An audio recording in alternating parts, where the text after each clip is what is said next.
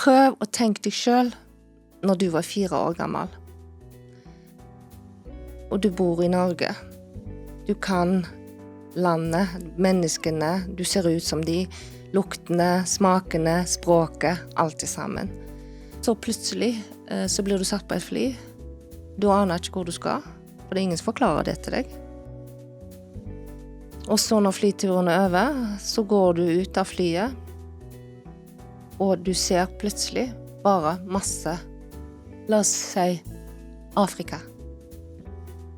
Alle er mørke i huden.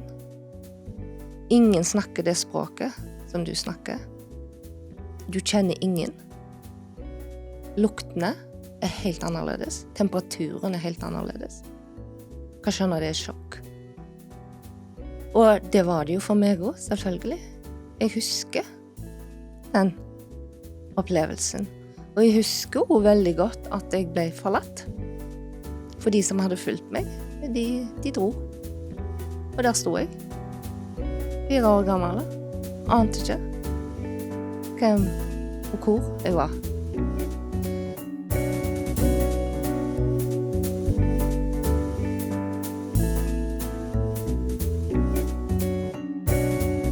Du lytter til Snakk med Silje. Hei, jeg heter Silje Skjevig. Podcasten min Snakk med Silje omhandler alle slags tema hvor gjestene mine bringer med seg spennende perspektiver som jeg ønsker å forstå bedre.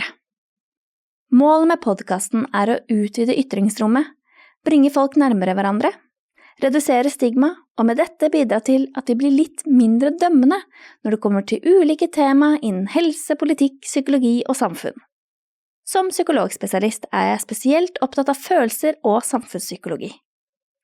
Jeg ønsker å gi rom til perspektiver som i liten grad slipper til i det offentlige ordskiftet, slik at flere kan utvide sin horisont og danne seg egne meninger basert på det personen sier selv, fremfor å basere det på andres fremstilling. Dermed inviterer jeg gjerne gjester jeg er uenig med. Jeg setter pris på alle som velger å støtte podcasten min økonomisk.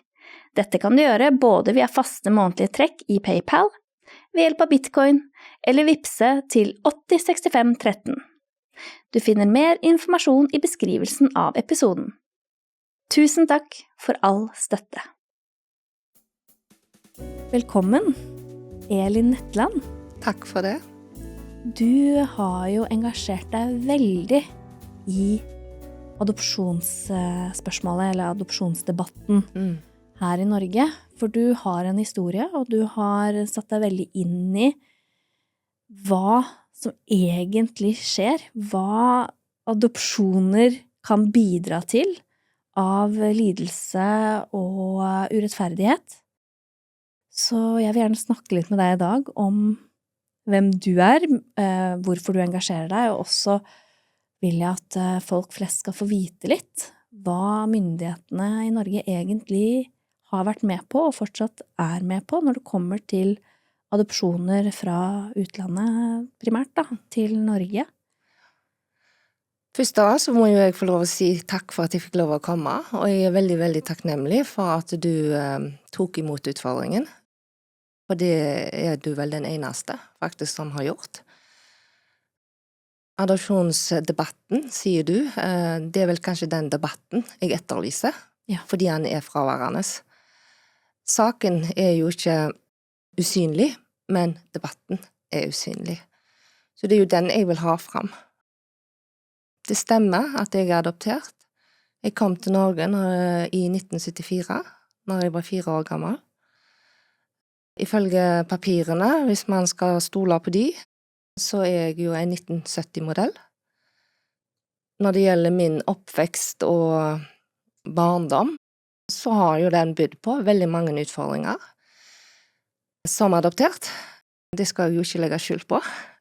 Samtidig så er jeg litt opptatt av at adopsjonen definerer ikke meg som person. Og det at jeg er adoptert definerer meg heller ikke. Det er jo mine levde erfaringer gjennom disse 55 årene som sier noe om hvem jeg er. Ja, så det er litt viktig for deg også at selv om du har en levd erfaring, så er du litt sånn prinsipielle og, hva skal jeg si, det handler litt om rettferdighet også da, for alle andre og ikke bare deg selv på en måte. Det handler veldig mye om rettferdighet, og det handler veldig mye om urett som blitt gjort mot mennesker. Altså, vi jo alle mennesker, du og meg, og vi i et system, både som bygd opp av mennesker, både i og bak.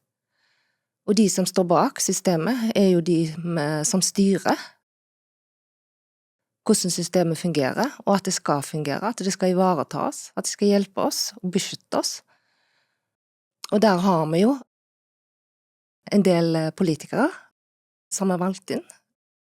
Jeg tenker ofte på det som Erik Bye sier noe om, at de der for å tjene folket. Hva skal vi med de hvis ikke? Og dessverre så ser vi at de faktisk ikke gjør den jobben de skal gjøre når de får en sak som dette belyst. Ja, for hvordan ble du oppmerksom på hvor problematisk det med adopsjoner? Altså, du adoptert selv, men du har jo tydeligvis fått erfart eller sett at ting ikke så rettferdig. Hva det du tenker at folk bør vite om adopsjon? For folk flest tenker jo det at adopsjon fra utlandet jo helt fantastisk. Nå tar vi jo vare på barn som ikke har det bra i hjemlandet. Barn som ellers kanskje ville vært på et barnehjem, eller levd på gaten, eller ikke hatt det godt, da. Så vel, de fleste tenker jo litt sånn at, ja, men så bra at vi kan ta inn barn her i Norge, sånn at de får et godt liv her, da. Altså, det har vært granskningsrapport fra Sør-Korea, som har lagt fram, og anerkjent, og til og med bedt om unnskyldning, for at det menneskehandel. Det brudd på menneskerettigheter, og det vi snakker om. Man snakker om bedrag, man snakker om svindel, man snakker om barn som har blitt kidnappet og stjålne, man snakker om kvinner som på fødestuen får vite om at barnet deres dødfødt, og så på bakrommet så tar de rett og slett og stjeler barnet. Det så forkastelig og grovt at jeg har vanskelig for å finne ord på det, og at folk ikke reagerer på dette når det kommer fram, det for meg helt uforståelig. Ja, for jeg tror ikke det så mange som vet det egentlig, at det finnes mange sånne type fortellinger om barn som blir adoptert bort til norske foreldre, og jeg tror jo ikke at norske foreldre som tar imot et adoptivbarn til Norge, som ønsker å ta vare på det, nødvendigvis klar over at det kanskje en mor der, eller en far, eller begge deler, som egentlig hadde ønsket å beholde barnet sitt, men som har blitt lurt og blitt fratatt barnet sitt på ulike måter, fordi noen vil tjene penger på å levere barn til Norge, da. Så jeg tenker at dette her jo veldig viktig, at folk blir klar over, at man har dokumenterte sånne tilfeller, og at vi må forhindre at det fortsatt skjer, da, at sånne ting kan skje, at man ikke kan stole på de som leverer adoptivtjenester, eller ja, denne industrien da, som du snakker om.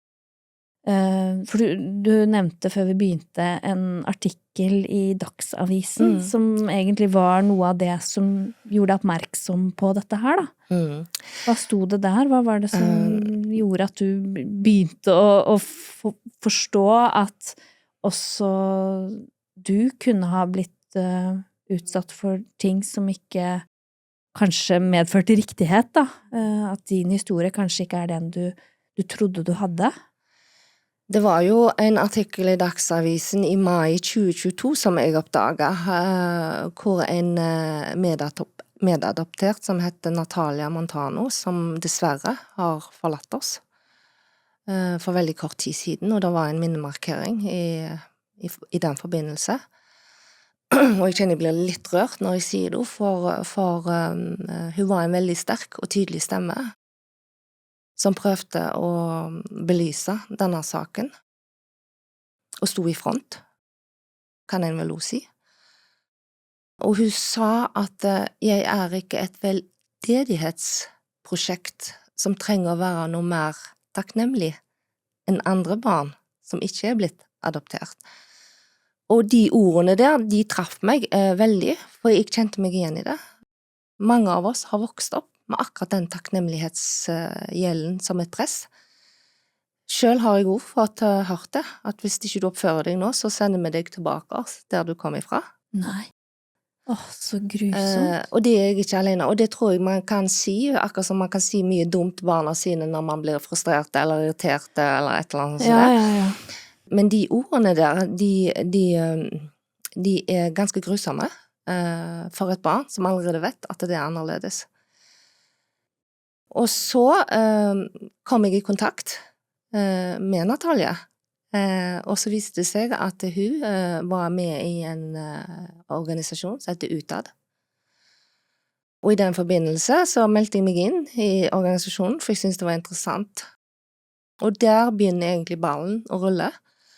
For i det øyeblikket jeg gjør det, så forstår jeg at dette er en sak mange har jobbet med lenge før jeg fikk denne saken i mine hender. Og de har på en måte ikke nådd fram.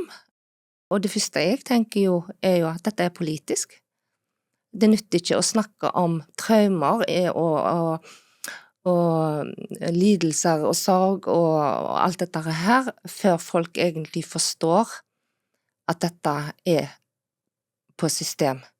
Så dette her er jo et systemproblem, da. Dette her er jo egentlig svindel satt i et system, en industri som ikke er helt stueren, skjønner jeg. Det er overhodet ikke stuerent. Og det som skjer da når jeg melder meg inn i denne organisasjonen Utad, og vi drøfter litt grann hva er veien å gå på en måte for å få belyst saken, så er det jo allerede noen adopterte i Danmark, en gruppe der, med han her danske juristen Peter Møller, som er en av de som har stått i bresjen for å få saken opp i Sør-Korea i denne Sannhet- og forsoningskommisjonen. Og da var det at flere hadde oppdaget at papirene deres var et rent plagiat. Altså man leste de samme rapportene om seg selv. Likt.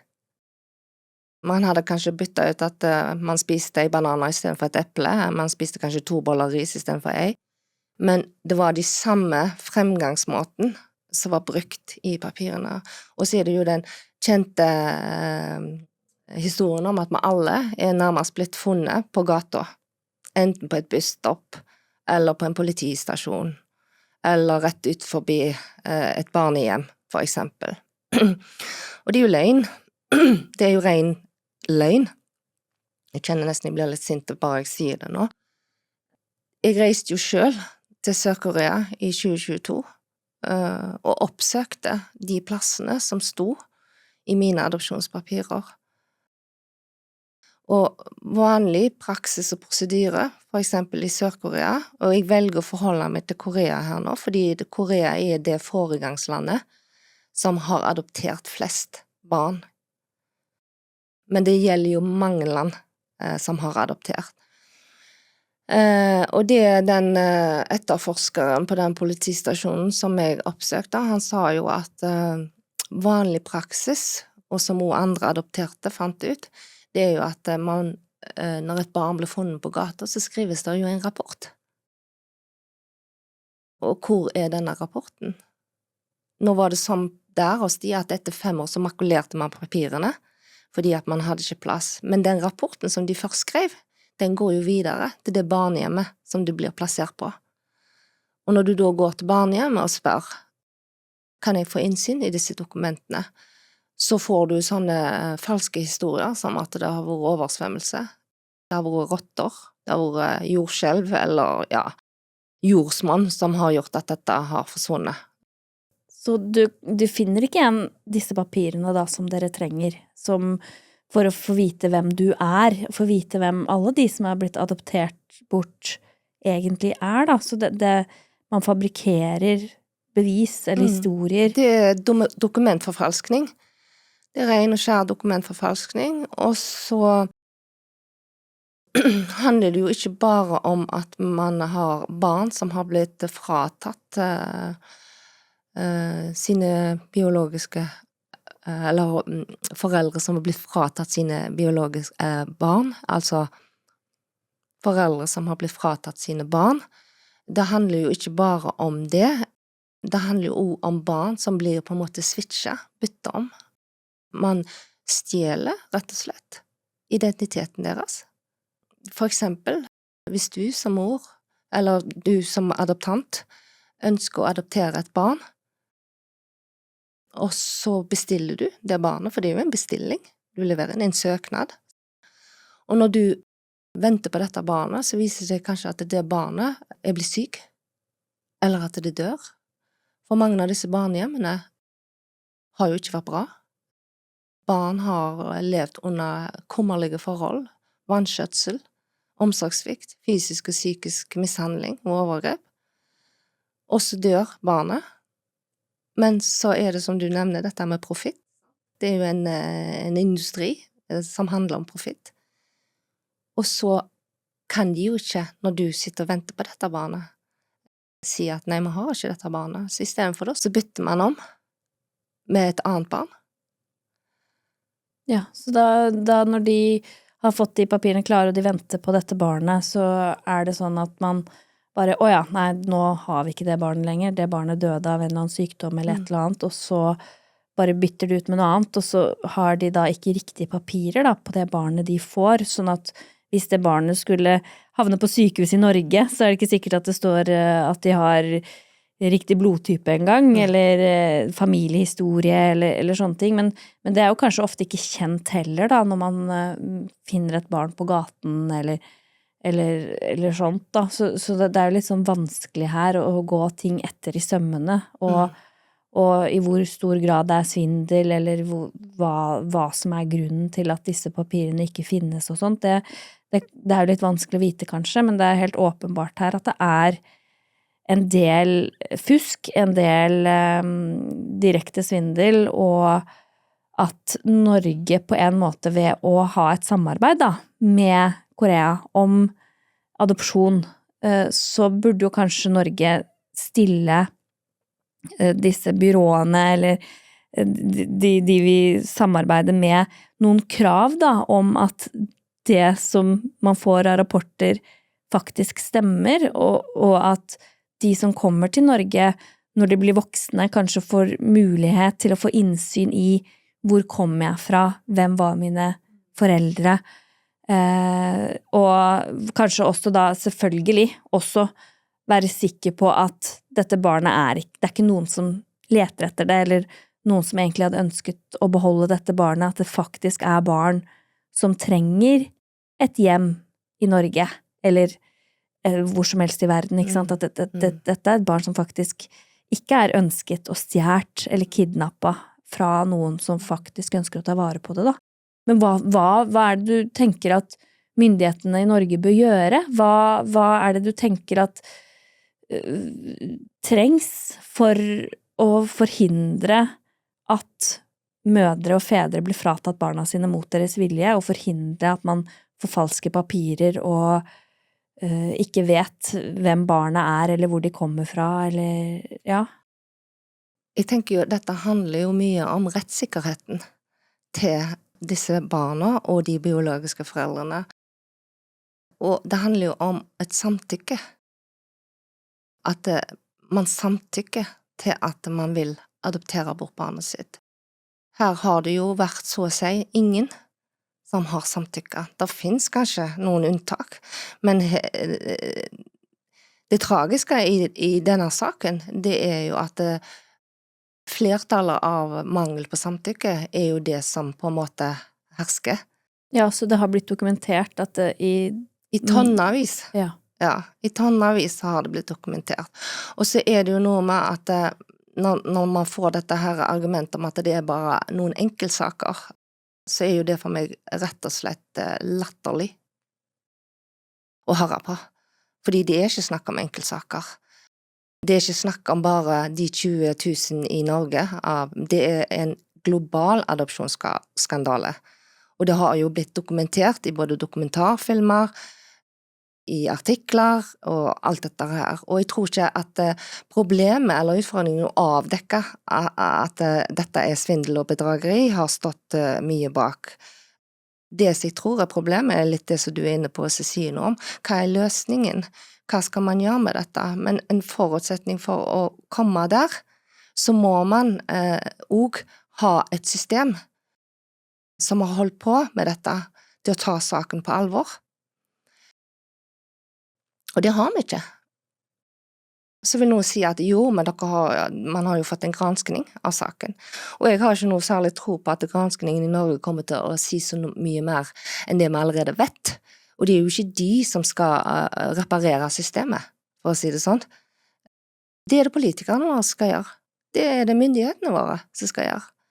Og sånn som jeg ser det, så er de totalt evneveike når det kommer til å ta tak i denne saken her. De evner ikke å ta saken fordi de er så veike og feige, og det er noe av det som gjør at jeg blir skikkelig forbanna. For hva hvis det var ditt barn? Tenk om det var du som var denne mora. Og det er jo litt det jeg ser også, at når jeg spør, er det greit? Er det greit å stjele andre sine barn? Syns du det er greit? Hva tenker du? Nei, selvfølgelig ikke. Og hvis jeg hadde adoptert et barn, så hadde jo jeg ikke ønsket å ha et barn som var kidnappet, som ble fratatt sin familie, en familie som ønsket å ta vare på det barnet. Det ville jeg aldri ha tatt imot. Så det her er så viktig at man får satt fokus på, for da de som faktisk adopterer disse barna, har også rett på å få vite hva de er med på. Ikke sant? At de er med på at dette her skjer, at de er med på disse overgrepene, for det vil jeg ikke tro at veldig mange av de som adopterer barn i Norge faktisk er klar over. Sånn at det er jo noe med det å faktisk gi de også en mulighet til å vite hva de potensielt kan risikere her av å være med på noe som er så forkastelig og så grusomt. Hvordan er det? Altså, er det mange av de som har adoptert barn fra for eksempel Korea som engasjerer seg i dette? For hadde jeg fått et barn som jeg tenker at det egentlig kanskje er noen som savner, så hadde jo jeg ønsket å komme til bunns i det. Da hadde jo jeg ønsket å vite om hva det barnet egentlig har blitt utsatt for, da. Ja, man kan velge å tenke sånn som du gjør, eller så kan man også velge å gjøre litt sånn som strutsene gjør. At man velger å stikke hodet i sanden, fordi dette er så vanskelig å forholde seg til. Og jeg tenker jo akkurat det samme som du gjør. Jeg ville aldri adoptert et barn hvis ikke rettssikkerheten til det barnet var garantert. Og jeg tror egentlig aldri man kan klare helt heller å garantere rettssikkerheten i et sånt system som det man har. For man kan ikke styre hvordan andre land sine systemer er heller, så man kan egentlig aldri vite 100%, tenker jeg. Det som forundrer meg kanskje mest, jeg er helt enig. Jeg tror at mine adoptivforeldre for eksempel gjorde dette i beste mening i utgangspunkt. Man ønsket å få en familie, en lykkelig familie med barn.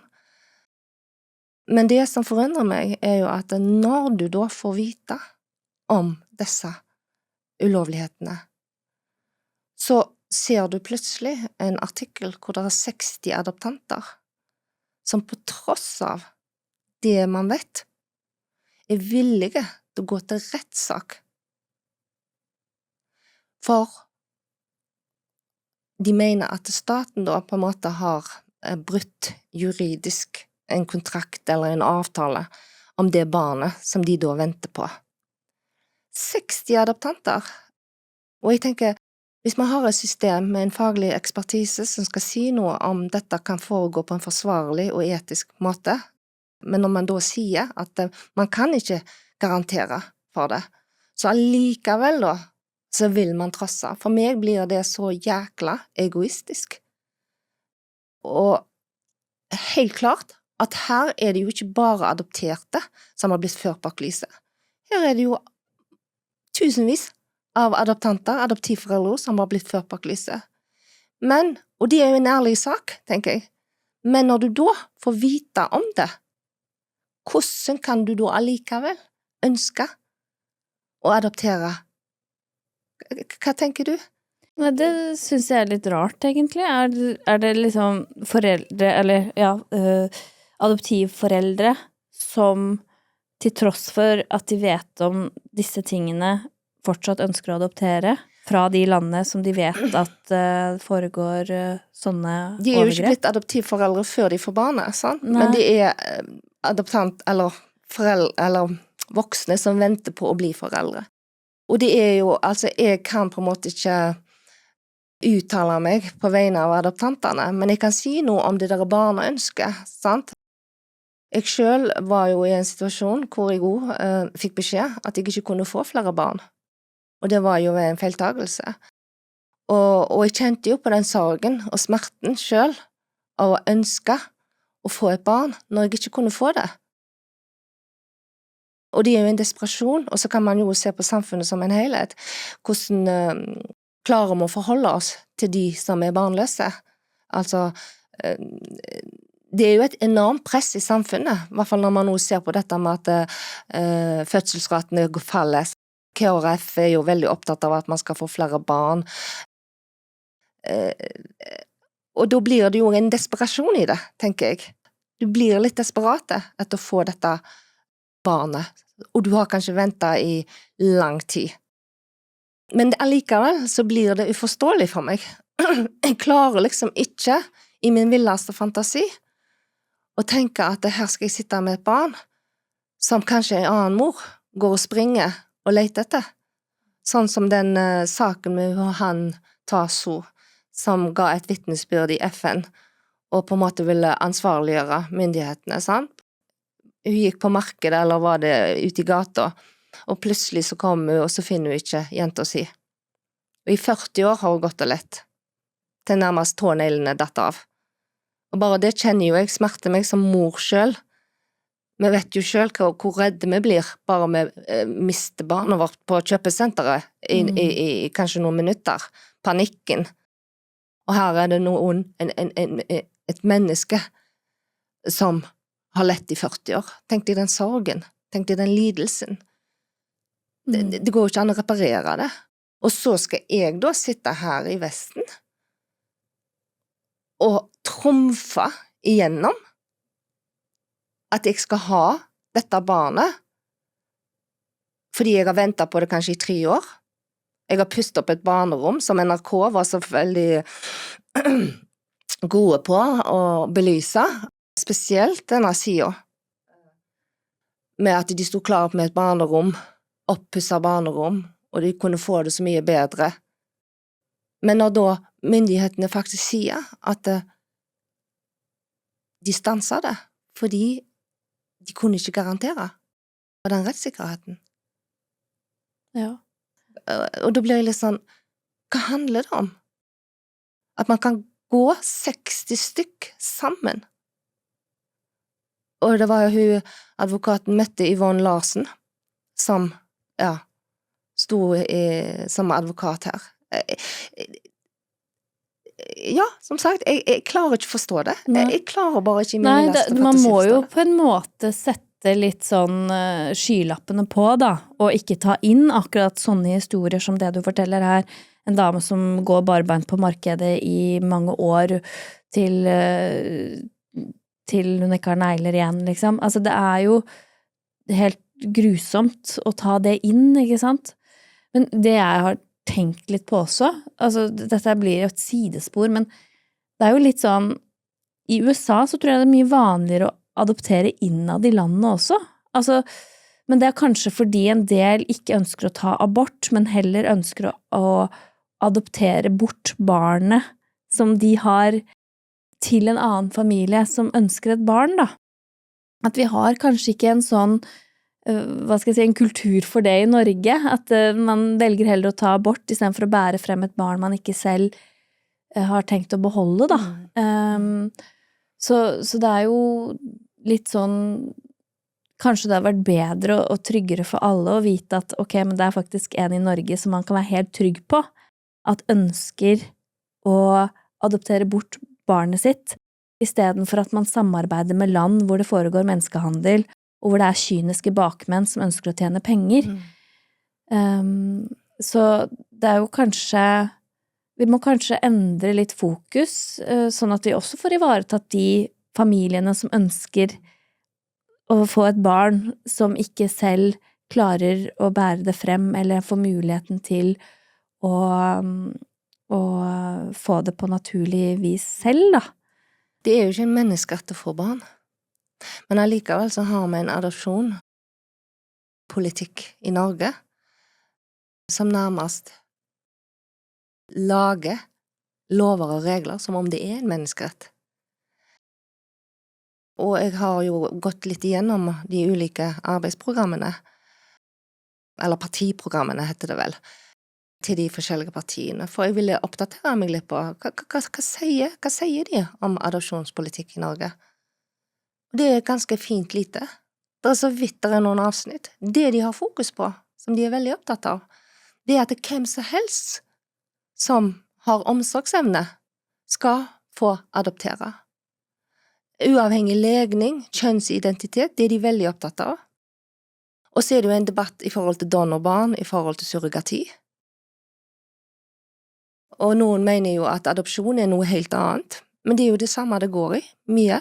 Det handler jo om identitet. Det handler jo om en drøss med voksne adopterte, eller donorbarn, eller gjennom surrogati, som leter etter noe av det mest elementære og essensielle som finnes i alle oss mennesker. Det å vite noe om hvem jeg? Hvor kommer jeg ifra? Hva min historie? Og det noe som veldig mange tar for gitt, tar som en selvfølge. Jeg feirer for eksempel ikke bursdagen min lenger. Og det gir meg stadig en påminnelse om at jeg har faktisk ikke noen fødselsdato som reell. I mine adopsjonspapirer så står det flere forskjellige datoer, og noe har jeg strøket over. Jeg vet ikke engang om jeg kom til barnehjemmet når jeg var 2-3 måneder, eller om jeg var 2 år, for det står forskjellig. Jeg kan ikke sitte og bla i fotoalbumet og fortelle, husker du da? Jeg kan ikke sitte hos legen og så si at jeg kjenner mitt sykdomsbilde. Jeg har en kronisk lidelse. Ble ufør på grunn av det, kom meg tilbake og si jobben nå. Men hadde jeg visst noe av det jeg fant ut i ettertid, som jeg vet i dag, men som jeg ikke visste, og som ingen heller fortalte meg, om at jeg faktisk var et veldig sykt og skadet barn når jeg kom til Norge, så hadde jeg også kanskje hatt muligheten til å forstå at jeg ikke bare var et veldig giddaløst barn. For i papirene mine så stod det at jeg var frisk. Det var ingenting gale. Jeg husker min adoptivfar, sa at ja, de sa det var noen lyter, med en putt. De hadde jo adoptert 3 barn. Og først når jeg begynte å lete i denne saken selv, papirer, for vi hadde jo alle muligheter til å sende inn i denne DKRG-gruppa som da samlet inn alle sakene, hvor man mistenkte at det var noe gale eller uregelmessigheter i papirene sine. Så lette jo jeg også. Og i disse årene her så har jeg bedt om alt som har med helsejournaler, og statsforvalter, pasientjournaler, statsforvalteren, alt. Og det jo bare tilfeldighet at det var en tro tjener i byarkivet som sendte meg noen papirer, hvor jeg faktisk leste at i adopsjonsprosessen så stod det at de var litt skeptiske til at man skulle adoptere en jente som var så skadet. Og da begynte jo det å ringe noen bjeller hos meg også. Det en grunn for at jeg alltid har slitt med helsa mi, at jeg alltid har vært trøtt? Og jeg hadde jo en stor syste i magen min som eksploderte, for å si det sånn. Jeg sprakk. Så jeg har jo alltid hatt plager med inflammasjon i kroppen min. Hvordan var det da for deg å komme til Norge? Hvor gammel var du når du kom, og hva husker du fra det? Og hva har du fått vite senere om din egen historie? Som sagt, jeg var jo 4 år når jeg kom til Norge, og når man 4 år, da husker man en del. Så jeg hadde jo språket allerede. Det fortalte jo mine adoptivforeldre at jeg snakket språket. Jeg synes det av og til det kan være litt vanskelig å beskrive det, så jeg blir litt sånn av og til at prøv å tenke deg selv når du var 4 år gammel, og du bor i Norge. Du kan landet, menneskene, du ser ut som de, luktene, smakene, språket, alt det sammen. Og i løpet av et døgn, kanskje 2, for det er litt langt å fyke over, så plutselig så blir du satt på et fly. Du aner ikke hvor du skal, for det er ingen som forklarer det til deg. Og så når flyturen er over, så går du ut av flyet, og du ser plutselig bare masse, la oss si, Afrika. Alle er mørke i huden. Ingen snakker det språket som du snakker. Du kjenner ingen. Luktene er helt annerledes. Temperaturen er helt annerledes. Kan skjønne det er sjokk. Og det var det jo for meg også, selvfølgelig. Jeg husker den opplevelsen. Og jeg husker også veldig godt at jeg ble forlatt. For de som hadde fulgt meg, de dro. Og der sto jeg. 4 år gammel. Ante ikke hvem og hvor jeg var. Jeg har ikke snakket om dette så mye, så jeg kjenner at det er litt sånn ubehagelig. Selvfølgelig, det må jo være kjempesårt å tenke tilbake på det. Og jeg hadde jo aldri sett et toalett. Jeg visste ikke hva det var. Og jeg har et sånt bilde hvor jeg sitter med armen i fatle, fordi at jeg har brakk armen, fordi jeg datt ned. Jeg var veldig liten, så beina mine rakk ikke ned til toalettet. Jeg hadde aldri sovet i en vanlig seng. Jeg bæsjet på meg. Jeg visste ikke hvor jeg skulle gjøre av det. Så mine foreldre har jo forklart meg at jeg gjemte disse skitne trusene, for å si det sånn. Jeg la meg i kommodeskuffa. Der sov jeg. Jeg gikk på utsiden av huset, der var det et sånt stort tre. Jeg gikk ut forbi der og lata fra meg. Og så er det jo noe med, jeg hørte på den podcasten i nyheter med hun Shurika og han influenseren, jeg husker ikke hva han heter. Om det Elias Omberg? Ja, jeg tror det var det. Han var adoptert fra Colombia. Han snakket noe om dette med engstelig tilknytning, og jeg kjente meg utrolig igjen i det. For jeg var nok et veldig engstelig barn, og jeg var et veldig nervøst barn. Men jeg lærte meg også å bli et veldig sensitivt barn. For det som jeg ikke kunne fange opp i språket, det fanger jeg opp i kroppsspråk. Man blir var for alt. Så ja, det var tøft. Det var vanskelig, og jeg forstod jo at jeg var annerledes. Fordi alle de andre barna kom jo bort, for de ville kjenne på håret mitt. De hadde jo aldri sett et svart hår. Alle andre var jo lyse og hadde blå øyne. Så dette er jo ikke noe spesifikt bare for meg. Dette gjelder jo egentlig mange av oss som har blitt adoptert. Og så er det jo noe med hva har jeg i bagasjen min når jeg kommer fra Sør-Korea også. Og det blir jo også et nytt sjokk for meg når jeg i voksen alder leser gjennom mine papirer. Så leser jeg jo en lege som da skriver at han har mistanke om Battered Child Syndrome. Jeg vet ikke om du kjenner til det som psykolog, eller?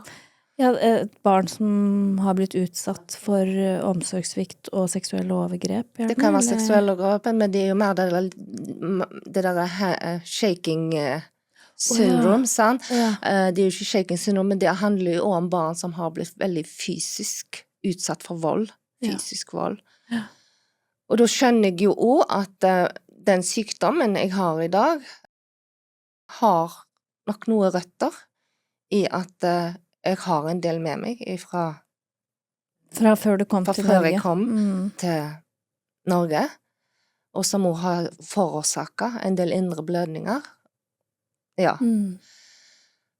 Jeg skal ikke si så mye mer om det, men jeg vil tro at for de fleste som har barnet i seg enda, skjønner at dette er traumatisk. Ja. En trenger ikke være psykolog for å forstå det, tror jeg. Det tror ikke jeg heller. Det å bare plutselig være et helt nytt sted, og ikke forstå eller vite noe som helst av hva som skal komme til å skje.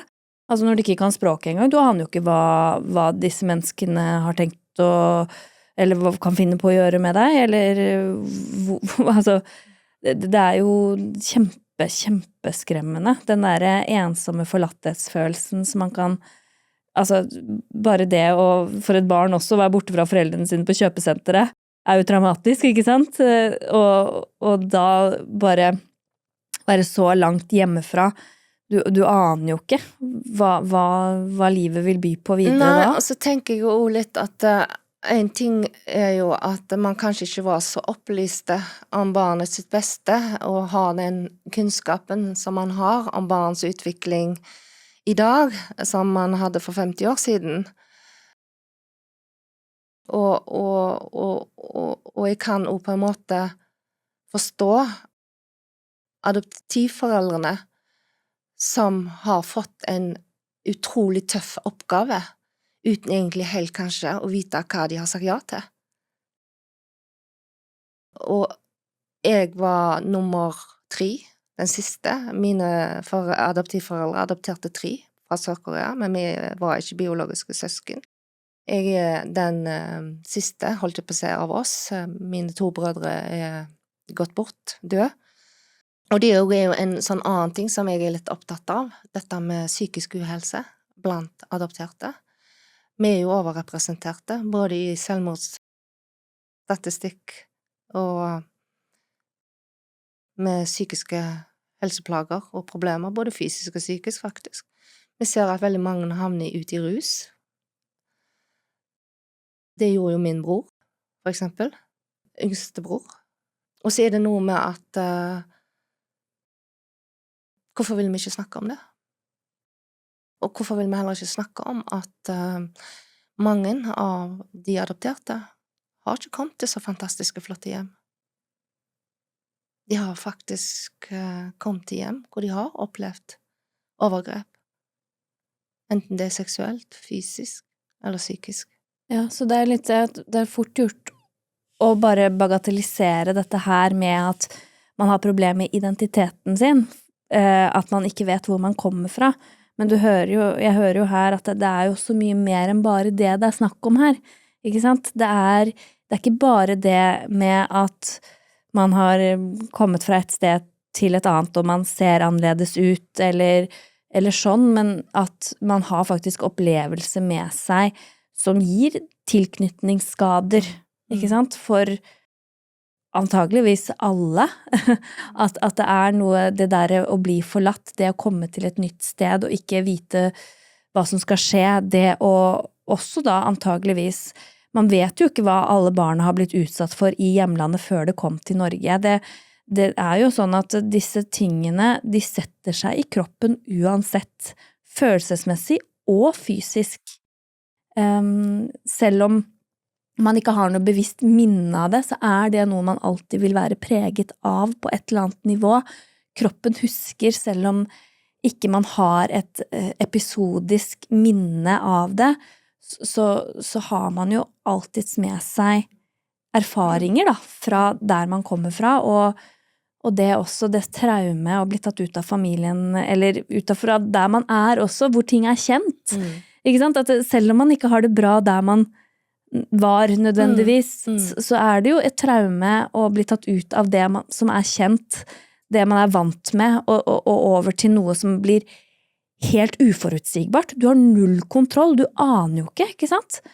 Og så er det jo, som du sier, ikke alle som har det så godt i de nye familiene sine her i Norge. Jeg vet ikke hvor mye man...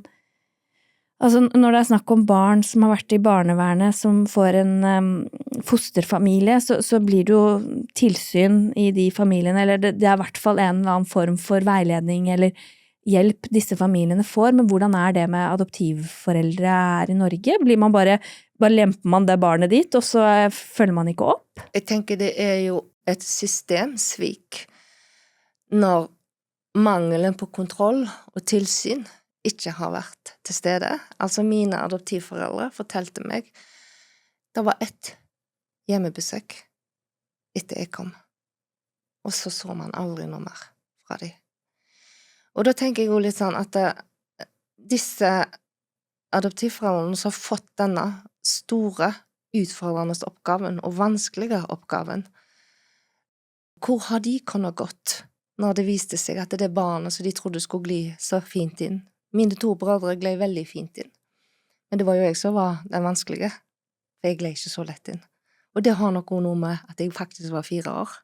Ja, det å bare få et barn som sover i en skuff, Ja, som ikke forstår hvordan toalettet fungerer, og ikke sant, at du ikke klarer, selvfølgelig klarer jo ikke du det, og bare tilpasse deg, ikke sant? Du har jo ikke noe annet valg enn å prøve, men det klart det at og så har jeg jo hørt adoptanter da, som har sagt at de jo etterlyste hjelp, og oppfølging og veiledning. Og jeg tenker at ja, der adopterte som har kommet ikke bare til hjem, eller altså lykkelige hjem, men det også dårlige hjem, men det også, jeg tror også at systemsvikten har vært med på å forårsake dysfunksjonelle familier, nettopp fordi man ikke har fått den oppfølgingen og veiledningen og hjelp man trenger. Se på fosterhjemsordningen for eksempel. Jeg har selv jobbet som fostermor, jeg har selv vært i mange år tilsynsfører i fosterhjem. Hadde man fått den hjelpen og oppfølgingen og veiledningen 24/7 som disse fosterhjemmene får, så tror jeg kanskje at man hadde klart å berge litt flere familier og barn i disse traumene, og håndterte kanskje på en annen måte.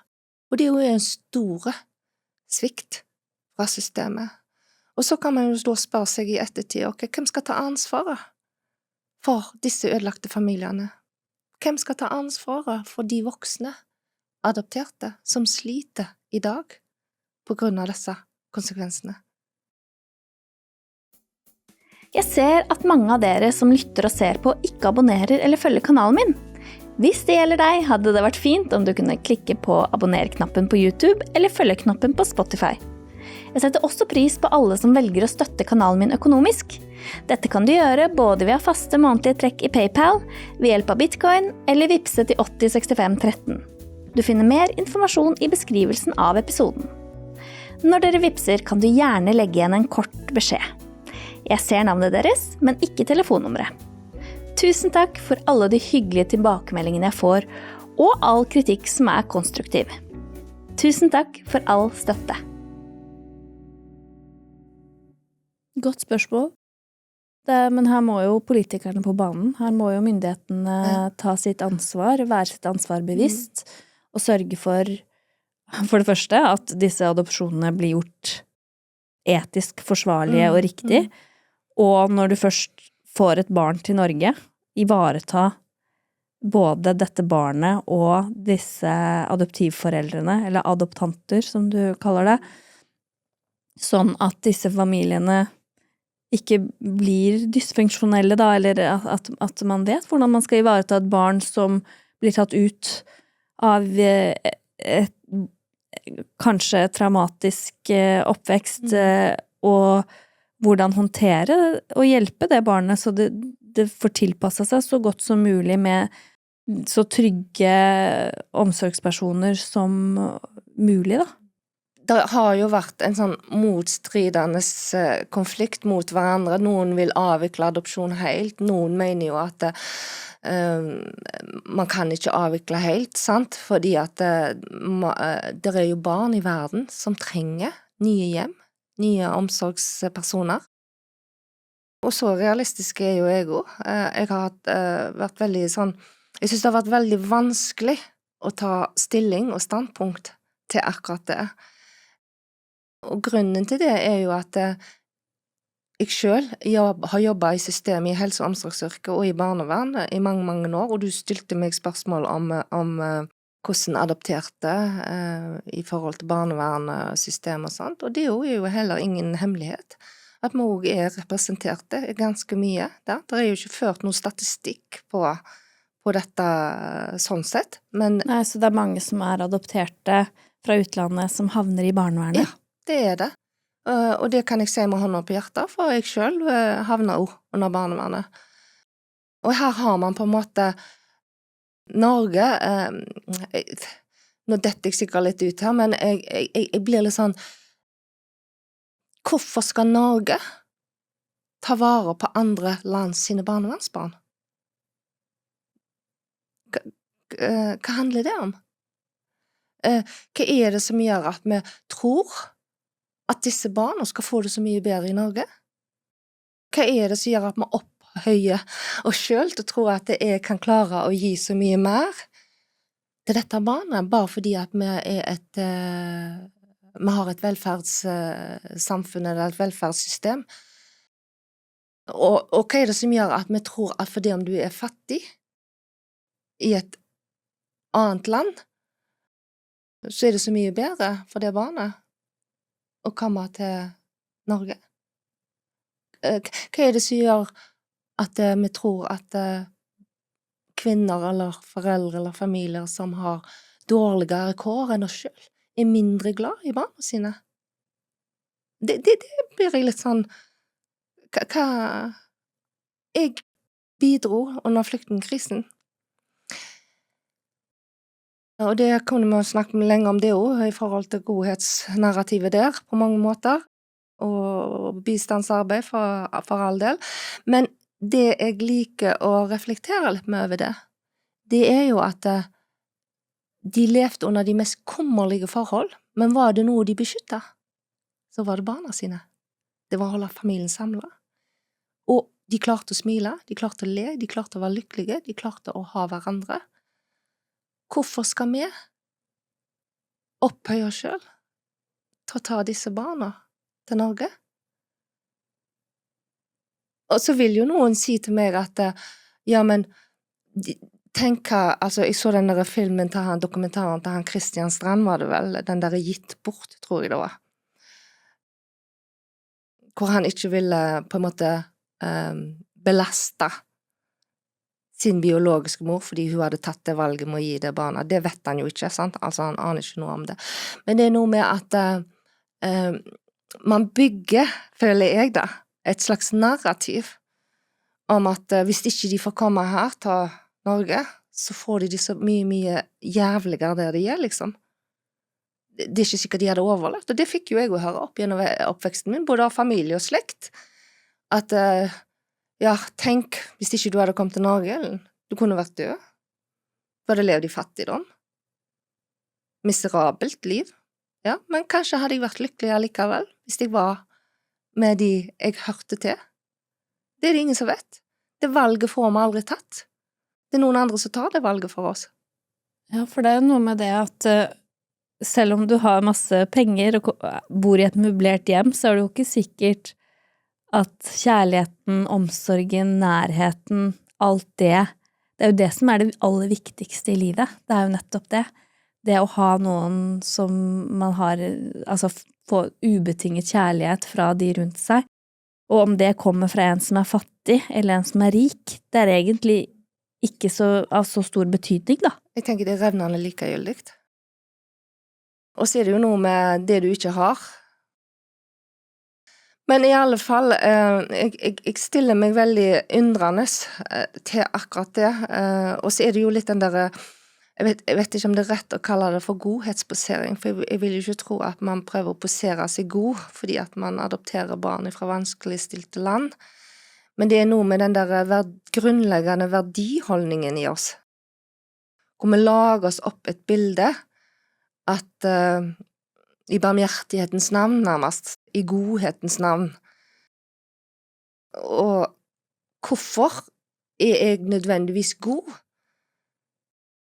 for at jeg skal hjelpe noen ut av fattigdom? Hva tenker du? Trenger jeg å være god for det? Du kan jo ha alle mulige slags motiver annet enn kjærlighet for å gjøre det, for så vidt. Ja, jeg tenker ofte på det at dette her med å hjelpe, og det litt sånn jeg tenker med Norge og Sør-Korea for eksempel. Sør-Korea, ja, det var jo, adopsjon skjedde jo i etterkrigsårene, fordi man hadde skadeskutte familier, barn, så etterlatte barn som hadde mistet foreldrene sine. Men hva det som gjør at vi heller ikke da, det blir litt sånn som Sylvi Listhaug sier, man må hjelpe de der de er. Er det andre måter å hjelpe på? Hvorfor skal vi dra de over halve jordkloden? Og strengt tatt, Sør-Korea i dag jo ikke et fattigt land. Det et velstående land. Jeg husker ikke på rangstigen i forhold til økonomisk sterkt, så tror jeg det var på en 15. eller 16. eller 10. plass. Og de har et velfungerende utdanningssystem, de har en velfungerende industri og næring. Hvorfor skal de sende barna sine videre? Ut av landet? De tjener kanskje penger på det da? Og så kan man jo stille spørsmålstegn nå, hvordan klarte et land som var så skadeskutt å bygge seg opp så raskt, så kjapt som de gjorde? Adopsjonsindustrien, det jo ikke snakk om millioner her, det jo snakk om billioner. Penger som har vært i omløp. Og historien sier jo også noe om at man tjente jo så godt på å ta barn gjennom adopsjonsbyråene. Ja, så adopsjonsbyråene i Korea tjente penger på å få barn inn i den, hva skal jeg si, den handelen de drev med da, på et vis. Jeg skal være forsiktig med å gå for mye inn i historien på dette, for det blir litt sånn komplisert, men man kan si det så enkelt som det, at du kan tenke deg at etter krigsårene så hadde man jo det militærdiktaturet, og når man snakker om rasisme for eksempel, etnisk utrenskning, det drev jo faktisk Sør-Korea med i forhold til adopsjon. Man mikset barn, som man sa, amerikanske soldater, sant, som hadde samkvem med koreanske kvinner. Disse barna her, de blir jo utskudd. De blir sendt, de vil ikke ha de. Nei, litt sånn som med barna til det de kalte grusomt nok tyskertøsene i Norge da. Ja, faktisk. Og så var det jo skambelagt. Det ser vi jo i forhold til nasjonaladopterte før i tida. Det jo grusomme historier der også. Men man ønsket å bli kvitt disse barna. Enten var det på grunn av miksa rase, på grunn av handicap, enslige, ugifte kvinner. Og det ble et marked. Fordi at Vesten ville ha barn. Det var en stor etterspørsel etter barn, og man hadde faktisk ikke nok barn. Så hva gjorde man? Så det ene etter det andre opp. Så man transporterer barna inn i et system som består av svindel, løgn, bedrageri. Og jeg har lest mange artikler om dette. Under OL i 1988, så var vel omtrent på den i Seoul, så rensket man jo gatene for avskum, som vi sier vel på godt norsk, de som man mente var avskum, fordi alt skulle se perfekt ut. Nå jeg litt på avveier igjen. Nei, men det helt fint. Det grusomt, grusomt, og ja, for dere som hører på nå, dette her sikkert litt sånn hard kost, det mye å ta inn, for jeg tenker jo det at de fleste ikke klar over alt det grusomme som har skjedd opp igjennom historien når det kommer til Korea, når det kommer til hva som har blitt begått av overgrep og menneskehandel. Ikke bare derfra, men antageligvis også fra veldig mange andre land, egentlig. Og så blir jeg jo litt sånn opptatt også av at en ting å være ærlige på at man har manglet kunnskap på adopsjonsfeltet. Det er helt greit. Det man ikke vet, det kan man heller ikke gjøre så mye med. Men når man da vet, og allikevel ikke gjør noe med det, og det er jo her jeg kjenner at jeg blir skikkelig provosert og forbannet på systemet og politikerne våre. Jeg vet ikke hvor mange mailer jeg har sendt. Jeg løftet denne saken i 2022 selv opp den gang for SV. Etterpå har jeg meldt meg ut av flere grunner, men skuffelsen har vært enorm over måten politikerne våre har behandlet denne saken. Og så sier man at ja, men det har jo vært en granskning, eller pågår en granskning, men hva hører vi om den granskningen?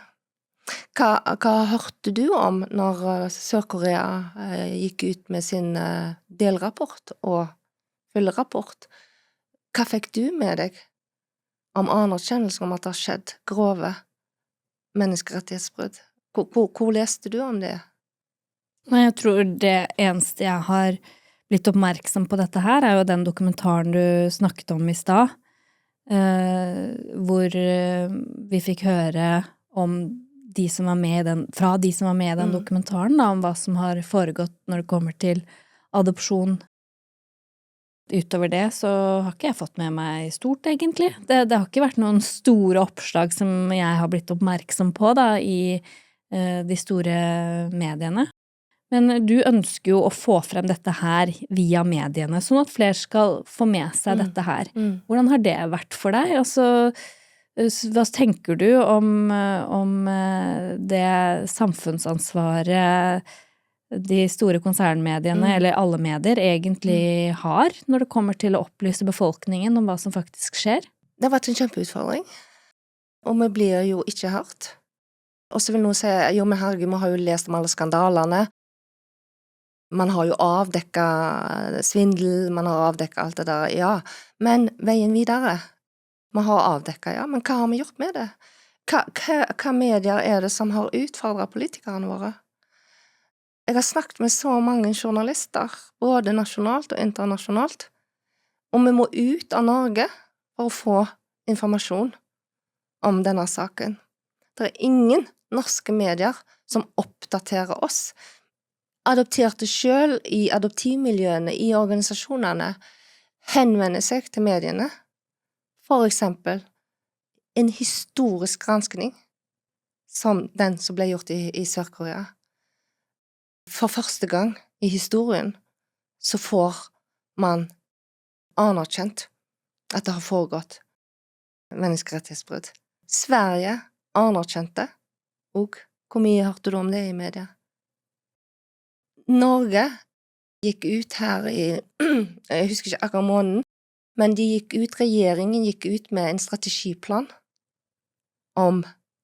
mot menneskehandel. Ville det ikke vært naturlig at dette med adopsjon, for å beskytte sårbare kvinner og barn, hadde stått i den strategiplanen? I kjølvannet av det vi vet i dag, ville det ikke vært naturlig? Veldig naturlig. Ja. Det er jo klart det, for dette her er menneskerettighetsbrudd. Det her er alvorlige overgrep mot kvinner og barn. Så selvfølgelig, det burde jo vært med. Det er ikke et ord. Ikke et ord. Når jeg løftet dette opp politisk, så ble det satt i et arbeidsprogram. Og den gangen når jeg løftet dette opp, så sa jeg til mine lokale politikere at jeg er bekymret, jeg er redd. For når jeg selv skjønte omfanget av saken, så kjente jeg også på en feighet.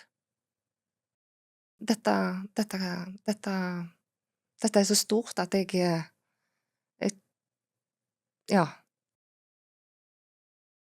Og jeg forstod at det er ikke et lite firma vi snakker om her, eller en liten sak. Det er stat og myndighetene, en av våre største maktapparater vi snakker om. Så jeg ble redd. For jeg visste at det her vil vi møte masse motstand. Og jeg tenkte at dette er så viktig, Ellen, at du kan ikke overse det. Dette handler ikke bare om meg, det handler ikke om enkeltsakene, men det handler om alle sakene som en helhet.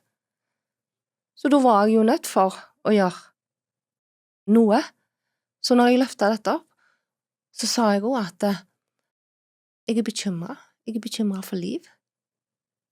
Jeg er bekymret for at vi kan miste folk på denne veien, hvis ikke vi får et kriseapparat, en håndtering, når disse sakene kommer fram i dagens lys. Ja, for det er jo tøft for både de som har adoptert og de som har blitt adoptert i dette systemet, å få vite om hva de selv har blitt utsatt for også. Men er det mange adoptivforeldre, altså adoptanter, som engasjerer seg i dette her? Nei.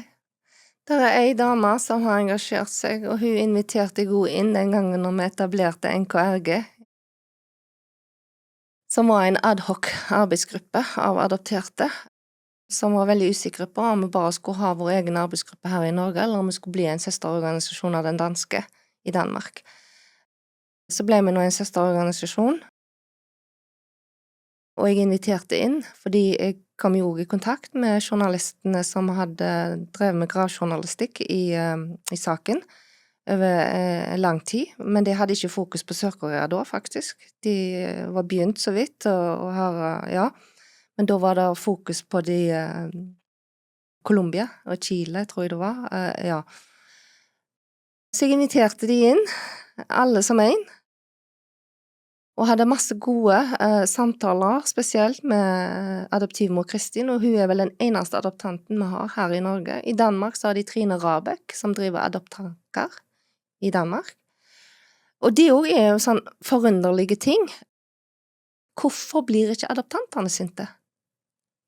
Hadde jeg vært en adoptant som har adoptert et barn, og så får jeg høre at dette barnet for eksempel har blitt stjålet, eller at jeg har blitt lurt til å tro at dette har foregått rett for seg. Hvorfor blir jeg ikke sint? Hvorfor stiller jeg ikke krav til myndighetene? Hva faderen er dette for noe? Tenker du det er en unormal reaksjon, eller? Jeg tenker det er helt naturlig å bli sint, ja, og begynne å undre seg over, ok, hva med mitt barn? Kan det være at mitt barn har blitt utsatt for noe av det samme som så mange barn har blitt utsatt for? Og støtte også da det barnet mitt i, og kanskje finne litt mer ut av det da, hvis barnet mitt ønsker det, men jeg vil jo tro at veldig mange ønsker det, fordi det er jo som du sier, det er jo viktig å vite hvor man kommer fra. Altså, du har jo barn som har vært donorsperm, ikke sant? At de som har på en måte blitt donert bort, er jo også nysgjerrig på hvem er min far, ikke sant? Selv om det ikke engang er noe tanker om at man har blitt fratatt en forelder som kanskje ønsker dem selv, hvor det bare er snakk om det rent biologiske, og så vet man da i tillegg at det er snakk om at det kan ha vært at noen har måttet gi fra seg et barn mot sin vilje. Så tenker jeg jo det at dette er så viktig for folk flest, uansett, å vite sitt opphav, hvor man kommer fra. Og så nå datt jeg jo litt ut når du spør meg om dette med konsernmediene, sant? Ja. Og jeg tenker jo at de er flinke på å belyse identitetskriser, ulovlighetene, skandalene, de tåredryppende historiene, men hvor er oppfølgingen fra mediene? Hvor er kravene til myndighetene våre? Hva ville vært naturlig når man fikk avdekket noe sånt som dette? Det var jo å gå til stortingspolitikerne våre, og de politiske partiene, og sport. Hva mener du om dette? Hvor mange politikere har du hørt har stått frem? Skrev om det på Facebook-sida?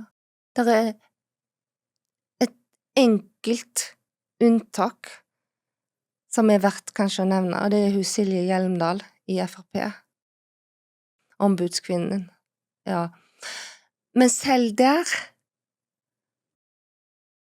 så kom jeg ikke om, hun var i Genève, og da ble det gjort i en sånn resolusjon i forhold til illegale adopsjoner.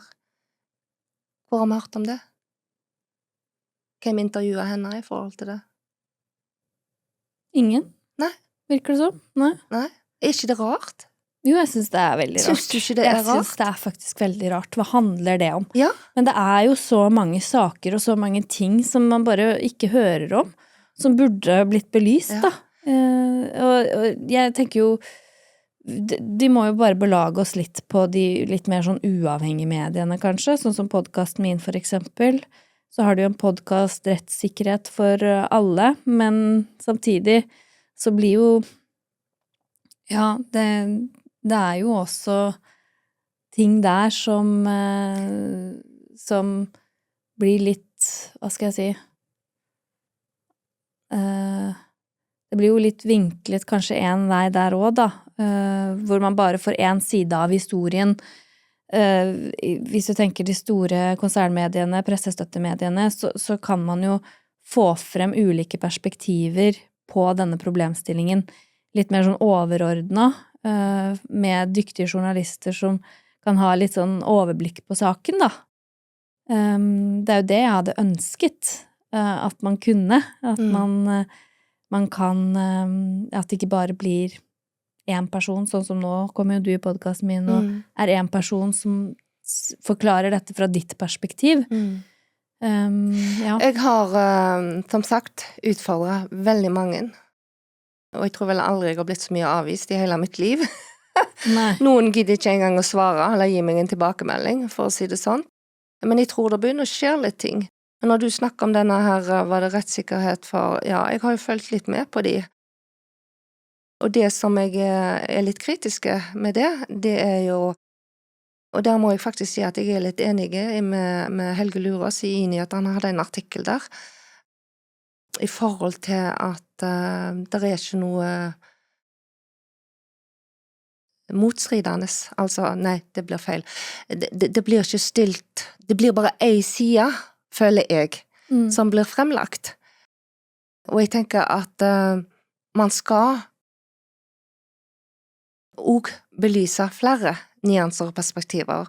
Og i den rettssikkerheten så sitter jeg jo ofte igjen med en sånn opplevelse at det blir veldig ensidig. Og sånn opplever jeg jo faktisk, enten det konsernmedier eller alternative medier, så opplever jeg jo faktisk noen ganger at det blir veldig ensidig. Selv om de som, eller dere kanskje som sitter med alternative medier, mener at dere omfavner flere, for det blir, man blir jo aldri helt objektive.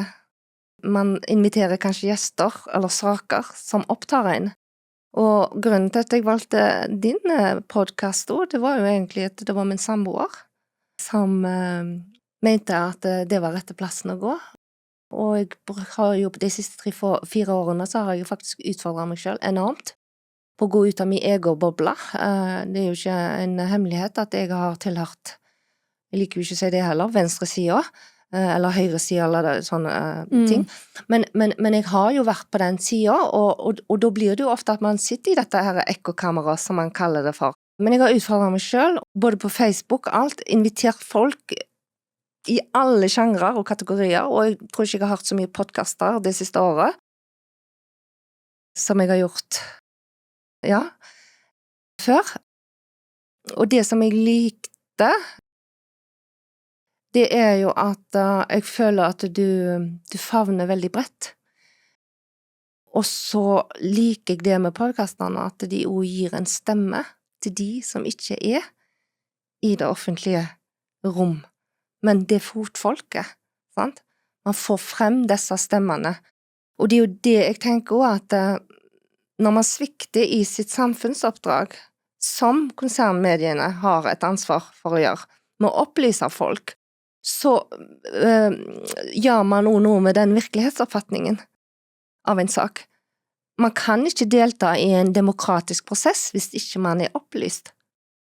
Det blir jo fryktelig vanskelig. Og da får man heller ikke noen gode prosesser, tror jeg. Og så det ikke alltid, det handler alltid om å være enig eller uenig, men jeg tror det handler mer om å få flere sider.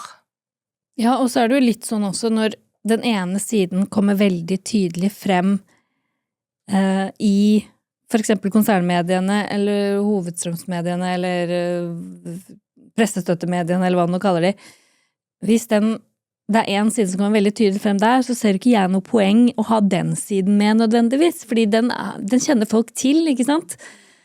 Så det å slippe til litt stemmer som har en litt annen vinkling, da. Men da blir man jo fort liksom stemplet litt som en sånn veldig alternativ, da, ikke sant? At ja, men hva med, hvorfor har du liksom bare den siden? For sånn, ja, men ting som allerede har blitt veldig belyst, ser jo ikke jeg noe poeng å nødvendigvis skulle dra frem. Jeg vil jo dra frem de som kanskje ikke får så stor plass da, i det offentlige ordskiftet, sånn som deg for eksempel, og andre som har viktige ting å si. Og så blir jo da denne episoden blir jo litt ensidig, ikke sant? Den får ikke belyst alle sider akkurat denne episoden, ikke sant? Fordi du har ditt perspektiv, og du har dine svar, og det fint, ikke sant? For da kan folk gjøre seg opp en egen mening om det du sitter og sier her, og så kan de jo kanskje gjøre litt research selv og se litt, ok, men da hvis man ønsker å se det fra en annen vinkel, så kan man jo finne det, da. Og det jo det åpenhet handler om, tenker jeg. Vi jo veldig opptatt av at vi så åpne, og det så viktig med åpenhet. Men som sagt, åpenhet for meg handler ikke om å være enig eller uenig. Det handler mer om å lytte.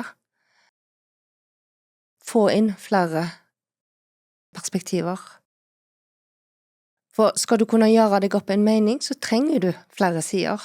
Og det jeg sitter her og sier til deg i dag, jo som du sier, det fra mitt ståsted, og fra mitt adopsjonsalbum. For jeg tror at når jeg så hvordan både politikere, myndigheter og konsernmedier sviktet i forhold til folkeopplysning, så lagde jeg dette adopsjonsalbumet, og det var Natalia Montano som ga meg det lille frøet til å starte det. Og det var jo også fordi at og vi skal jo være kritiske til oss selv som adopterte. Det handler jo ikke bare om å ha kritisk blikk på systemet, men vi skal også ha et kritisk blikk på oss selv. Og det jo fordi at jeg også så at man havner fort i grupper i disse ulike adopsjonsmiljøene.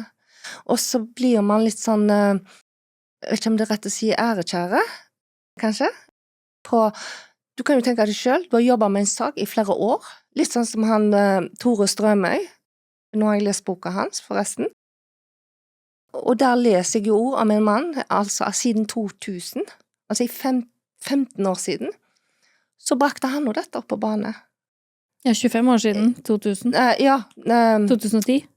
Ja, nå sier jeg sikkert feil. Ja, samme. Ja. Mange år siden. Mange år siden, ja. Sant? Men det står i hvert fall i boka om 15 år siden, og først i 2023, da kommer det en granskning på plass, liksom. Ja, ikke sant. Og det jo de adopterte som har pushet frem, det det jo ingen tvil om. Og det var jo det som gjorde at vi etablerte denne ad hoc-gruppa ord, som bestod av veldig ressurssterke adopterte. Og vi satt jo kvelder og netter nærmest og jobbet med denne saken for å få frem en granskning. Nå datt jeg litt vekk her.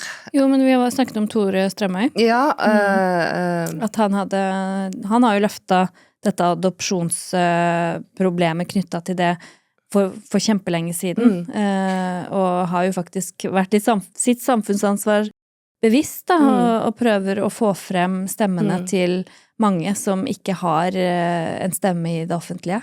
Og det jo derfor jeg blir litt sånn svarskyldig ord. Jo, jeg snakket om det med å være kritiske til oss selv også. Ja. Fordi at du kan tenke deg, du har jobbet med en sak i mange år, og du blir ikke hørt, du blir ikke tatt på alvor, du blir ikke sett. Det bygger jo seg opp en frustrasjon. Og så plutselig så kommer det noen andre inn, som kanskje bare holdt på med det et år eller to, og så klarer de å få en progresjon som du selv ikke har klart, eller følt har klart. Men da det jo viktig å huske på at det arbeidet som du gjorde i forkant, det noe av det de som kommer etter deg ta med videre. Og jeg synes jo han, svenske Patrik Lundberg, som forfatter og journalist i Sverige, som også selv adoptert, og som lagde den dokumentarfilmen Stjølne barn, et eller annet sånt. Han sa det veldig godt, synes jeg, at vi var ikke de første, og vi blir heller ikke de siste. Og det litt sånn med denne saken her også. Så det at vi har jo ikke monopol på denne saken, for det har vi adoptert det. Og at ulike grupper og organisasjoner har sin regi på det, ja, det helt greit. Men vi skal jo måtte kunne være så rause, tenker jeg, at vi kan høste av hverandre sine erfaringer, og så må vi ikke bli så ærgjerrige at den informasjonen jeg sitter med, du må være med i denne gruppa for å få den informasjonen. For det trigger noe i oss. Det folk adopterte som det nytt for. Det adopterte som har jobbet med dette lenge. Det adopterte som trenger den prosessen med å finne ut, ja, vil jeg virkelig ha en gjenforening med biologiske? Vil jeg virkelig vite noe om denne historien? Og det var noe jeg var liksom provoserte på i det der programmet Tore på sporet, fordi jeg følte at man lagde et underholdningsprogram som underholdning i beste sendetid, og jeg følte man fremstilte det nettopp med disse tåredryppende historiene, sant? Og narrativet ble så forsterket i det, synes jeg. Det var ikke noe kritiske, ordentlige blikk. Det ble liksom, ja, denne mor da, som hadde lett etter sønnen sin og reiste til Norge, presset ville ikke møte henne en gang. Og så sitter de på hans underholdningsprogram med adoptivforeldrene og denne her adopterte sønnen. Hvor lett det å sitte der og så si, nei, jeg var ikke egentlig ikke så fornøyd med denne adopsjonen min. Hvor lett det å gjøre det? Men jeg sitter ikke og sier at han ikke var det. Men jeg blir litt sånn, og så denne mammen da, så det blir jo tåredryppende, så hun får å reise. Hva skjedde med henne etterpå? Sorgen hennes? Hvor den henne? Hvem tenker på henne etterpå? Tenk deg det at det barnet som du har lett etter, og du endelig treffer det. Du har mistet alt. All relasjon, all tilknytning. Der sitter noen andre. Nei, jeg kan skjønne at man blir provosert. Og fordi det jo komplekst, og det så mange sider som trengs å belyses. Og så var jeg jo, og da faktisk, det var det jeg skulle egentlig frem til også, at jeg var jo egentlig ikke klar over da, at han faktisk, Tore Strømøy, har vært der som jeg med å prøvd. Ja, han har prøvd å belyse det. Han har prøvd å løfte denne saken frem for 15 år siden. Ja. Og så har han ikke sluppet til, da. Og så har han ikke sluppet til, jeg vet ikke hva det så har gjort det, eller jo, jeg gjør jo egentlig det. Det jo nok en gang et svik ifra media og myndigheter, og man ville bare dekke over det, man ville husje det ned, man ville ikke snakke om det. Og så det jo ofte sånn at vi mennesker, vi vil så gjerne ha svar på ting. Hvorfor det sånn? Hva det som gjør det? Jeg vet ikke, noen vil kanskje si at det fordi det ubehagelig, men jeg tenker, politikerne våre, de står jaggu meg i stormen i mange ubehagelige saker. Så for meg ikke det en god nok unnskyldning. Eller svar. For jeg tror ikke det handler bare om det, jeg. Og da, uten at jeg skal bli for kompliserte på dette her, men vi snakker jo om suverene stater her. Vi snakker om en form for myk politikk. Barnehandelen har vært et diplomatisk verktøy. Det min påstand, men jeg har jo også lest litt om akkurat dette, fordi at selvfølgelig, vi vet jo om vennskapsbånd, hvis du går an å kalle det for det, sånn, Norge som deler ut Nobels fredspriser og står på barrikaden for menneskerettigheter og en stor bistandsyter, enten det gjelder Palestina, eller om det gjelder Ukraina, for eksempel. Sant? Altså, det jo noe nasjonal, altså det jo en dynamikk her også i diplomatiarbeidet. At man ikke ønsker å være ugrei med samarbeidspartnere I utlandet, Det kan på en måte. kanskje være en årsak, men jeg tenker også det handler noe om at man har bedrevet en praksis I årtier som aldri har blitt evaluert. Så handler det jo også om å ivareta sine egne interesser. Og hvor villige vi på en måte til å erkjenne og innrømme at det man har holdt på med I årtier, det har ikke vært greit. Vi har vært med å støtte menneskehandel. Vi har vært med å støtte menneskerettighetsbrudd. Vi har vært med å støtte en praksis som gjør at mange mennesker I verden lider, tappte liv, faktisk. Og så vil vi ikke ta oss selv I nakken til å belyse, legge seg egentlig langflate. Det var det de burde gjort. Og så kan også politikere si at ja, men dette var før min tid. Ja, helt greit, den jeg med på. Men jeg ikke med på at det skal være et svar for at man ikke skal kunne ta tak I den saken. Og da begynner jeg sånn, jeg liker jo ikke å være en sånn konspirasjonsteoretiker. Nei, Så, det var ikke mye til for å bli kalt det for tida. Nei, det skal du ikke. Men jeg blir jo litt sånn undrende da til at hva det de vil skjule? Hva det de vil beskytte? Når det ligger så åpent lyst for dagen. Hvorfor kan de ikke da gå inn og si, jeg kan skjønne at dette vil vi ikke være med på. Denne delen av historien har vi ikke visst om. Men det har de jo. Egentlig. Det viser jo hele progresjonen I denne saken at man har visst, men man har ikke fått visst det på den måten som man kanskje vet I dag. Og hva det da på en måte som gjør at man ikke bare sier dette vil vi ikke være en del av. Dette vil vi ikke gjøre oss kjent med. Og hvis jeg skal ha politikere som ikke kan stå opp og si det offentlig, når de kan si så mye annet, holdt på å si, ja, da vil ikke jeg være kjent med disse politikerne. Da kan de bytte ut hele jækla ryklet for meg. Ja, men du var jo innom det at har det noe med det internasjonale samarbeidet å gjøre, eller liksom du nevnte jo noe om det, altså det du snakket om diplomati og litt sånn forbindelser til utlandet, altså har det noe med sakene, hvordan tror du det spiller inn, liksom? Jeg tror det spiller mye inn. Ja.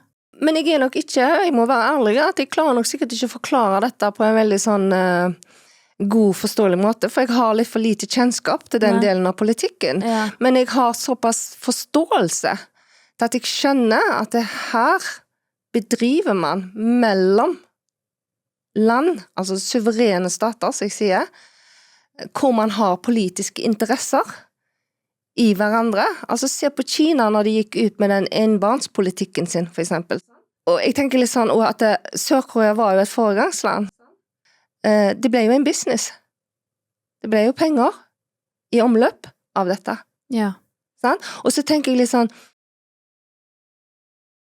20 000 internasjonalt eller utenlands 20 000 utenlandsk adopterte barn 50-60 000 nasjonaladopterte barn til sammen så blir det cirka 70-80 000 mennesker så kan du gange på antallet adoptanter da vi oppe I som regel så har det vært 2 adoptanter, ikke sant? Da vi oppe I 160 000 mennesker, og alle disse sitter jo I ulike posisjoner og stillinger eller I ulike deler av samfunnet vårt. Og det jo heller ingen hemmelighet at de som har stått I bresjen for dette med adopsjon og det å hjelpe og det jo hovedparten, størsteparten, faktisk på venstre siden. Det jo heller ingen hemmelighet. og store deler av media sitter jo på venstre sida. Og et annet ting er jo at se på han statsministeren i Sverige, som var med i det adopsjonsbyrået, nå står det stille navnet for meg, men han selv adopterte jo barn. Og når denne saken kom opp, han vil jo ikke gjøre seg, han vil jo ikke gjøre seg skikkelig til kjenne med det. Tror du det? Folk i maktposisjoner her. Ja, som ikke er sitt ansvar bevisst. Og Ja, det er vel litt feil å si at han ikke gjorde seg til kjenne, for han gjorde vel det til slutt, men det var jo under stort press. ja. Både han og hans fru adopterte jo. Kan godt jeg er litt på ville veier nå, men Ja, men tror du det er litt det det handler om, da? At når man selv har vært med på noe, og selv om man ikke visste alle omstendighetene, så er det så vondt og vanskelig å ta inn at man ikke klarer helt å forholde seg til det, på en måte. for noen Altså, så tror jeg det, ja. Men Ja. jeg tror også det handler om det å ikke ville innrømme ja. at man har gjort feil. Det å ikke ville At man ikke vil ta på ansikt, liksom. eller- ta på ansikt eller hva det er, men Ja. så handler det jo nok en gang, og da er vi jo inne på dette med rettssystemet for eksempel, de adopterte noe som går til sak, for det er det jo. Ja, at det kan bli kostbart. Det blir veldig kostbart for de.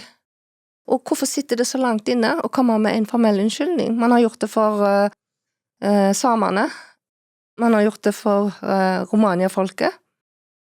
Hvorfor kan man ikke gjøre det for adopterte når man vet at dette det betyr utrolig mye for veldig mange å få den anerkjennelsen. Og nå blir det kanskje min påstand, men selvfølgelig handler det om penger. For vi har et rettssystem som er bygd opp sånn at skal du bli anerkjent og få på en måte verifisert oppreisning, så gjøres det i form av penger. Ja, og det er jo ofte sånn det er, at når noe ikke gir mening, så handler det jo ofte om makt og penger. Det gjør jo det. Så jeg kjenner jeg er litt på tynn is når vi Ja, snakker om skjønner. akkurat den biten der, fordi at Ja. jeg har skrevet noen innlegg om det, men jeg synes akkurat den biten er veldig interessant faktisk, for det er nettopp det som gjør saken, tror jeg, så mektig, Ja. så stor. Ja. Ja, og du har jo, som du sier, skrevet mye. Du har jo en Facebook-side som, eller en Facebook-profil der, hvor du har et album, hvor du har lagt ut masse informasjon, så for dere som har hørt eller sett på denne episoden, så kan dere jo gå inn og lese litt selv, hvis dere er litt nysgjerrig på å prøve å sette litt mer inn i alt dette her, for det er stort, det er komplekst, det er mange ting å sette seg inn i, og det er jo vanskelig å formidle alt dette her på 1,5 time hos meg. Så det er jo klart at dette her ikke er enkelt å snakke om heller. Det er jo masse følelser involvert også, selvfølgelig, fra din side, som har jobbet så mye med det, og har strevd så fælt med å slippe til, og få en stemme, og fått formidlet alle disse tingene. Men nå, før vi runder av, er det noe mer som du opplever at du ikke har fått sagt? Noen flere tema, noe mer vi burde bevege oss inn i, sånn på tampen, noe du brenner inne med, som du tenker at det er viktig å få belyst nå, når du har muligheten, når du sitter her?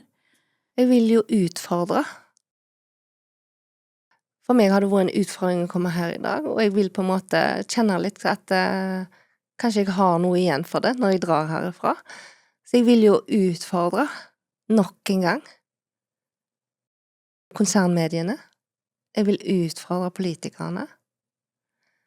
Og jeg vil utfordre spesielt, kanskje, og adoptantene.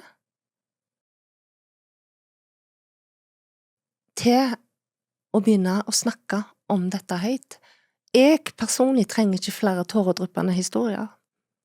Det jeg trenger å se, det er handlingskraftige, ikke evneveike politikere, for eksempel, som ikke evner å ta tak i saken fordi de er for veike og feige. Jeg trenger å se at jeg bor i et land som er så opptatt av menneskerettigheter, at de faktisk står opp for det, og at mediene utfordrer de, Så jeg gleder meg til den dagen. Jeg ser en stortingspolitiker stå på Stortinget med en tordentale. Ja.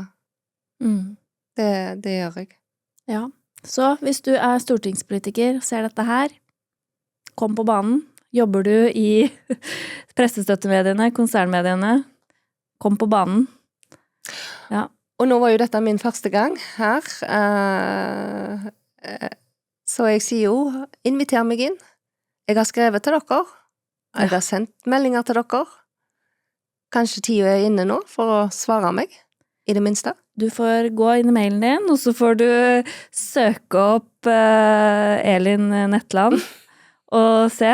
Hun har nok skrevet til deg hvis du jobber i et av de store mediehusene. Så ja, jeg tenker jo det, at det er veldig viktig. Og tusen takk for at du kom hit og utfordret deg selv og fikk fortalt det du hadde på hjertet, og du er velkommen tilbake hvis det er noe mer som dukker opp som du tenker at vi bør belyse. Så håper jeg jo at jeg får snakke med Tore på sporet Det håper jeg også du gjør, og jeg håper også at du også inviterer politikerne. Hei, jeg hadde her i studio. Hva tenker du om det hun sa? For jeg kommer nok til å sende dette videre til flere. Ja, nei, jeg skal vel ha noen politikere som gjester fremover, så jeg kan jo stille det spørsmålet når de setter seg i stolen her. Har du satt deg inn i akkurat det temaet? Kanskje du burde det? Ja. Nei, men tusen takk. Tusen takk til deg. For at du ville komme hit til Snakk med Silje.